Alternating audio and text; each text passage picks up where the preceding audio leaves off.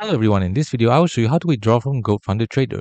To withdraw from Gold Funded Trader, you must first be eligible for a payout, then request your reward through the platform, and your earnings will be processed via methods like Rise, Crypto, or Skrill. Be sure to have your GFT account name match your payment account name to avoid processing issues.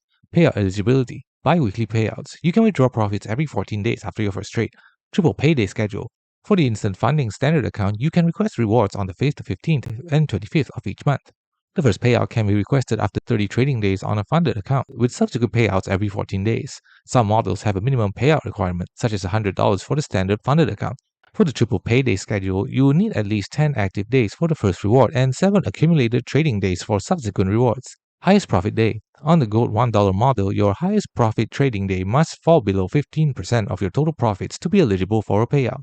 Withdrawal process. Request a reward.